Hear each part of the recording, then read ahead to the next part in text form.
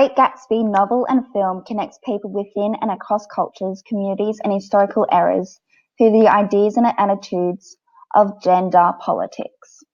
They attempt to address the role of men and women in society with a great deal of emphasis on the inequality of the sexes. Changes have occurred in the film due to the decade it was made and what was happening during the time. The gender politics of the 1920s America is compared with the 1970s America, where there was a greater understanding of the need for movement towards women's rights. This can be evidently shown through the scene where Myrtle and Tom get in a large argument at a party. In the novel,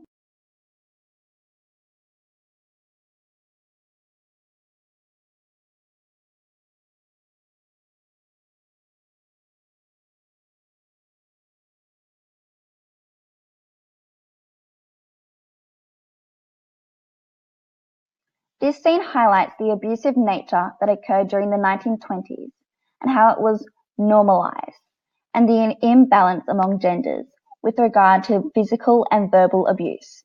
Tom shows a lack of morals and respect to women.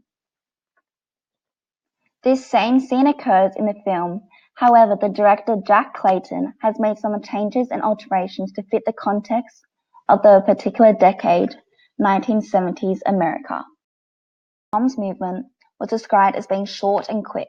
However, as you would have seen before, the movement was not this, and instead it was more brutal. This highlights the brutal and confronting nature of domestic violence. During the 1970s in America, people were more disparaging of domestic violence. Unlike the novel, after the attack there was a gasp and flinch from the crowd. Both men and women went silent. There was an impact on both genders.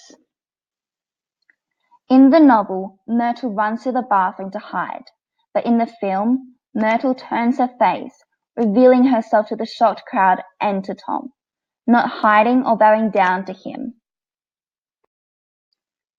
The use of camera angles showcases Tom as being the focus or authority, as he is in the foreground of the shot, with the crowd staring back at him.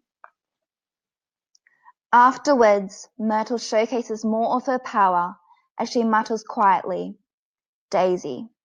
She is taking her last stand of rebellion and shows that he hasn't silenced her. This rebellion can only happen to a certain extent, as even after he broke her nose, she still goes in for a hug, holding on hope of pursuing her American dream and relationship with Tom, reaffirming the idea of gender politics and the imbalance of the genders. Scene ends with a cutaway scene of a whimpering dog symbolizing Myrtle, as she is just like a dog who misbehaves and Tom is the owner, recognizing that Tom has complete power and control over Myrtle. Although both novel and film portrayed the agonizing pain and abuse that Myrtle endured, the film created a more dramatic understanding of the imbalance between genders by the silence of both genders. Through the film, you were also able to see it take place, compared to the novel only being able to create a picture of it through words.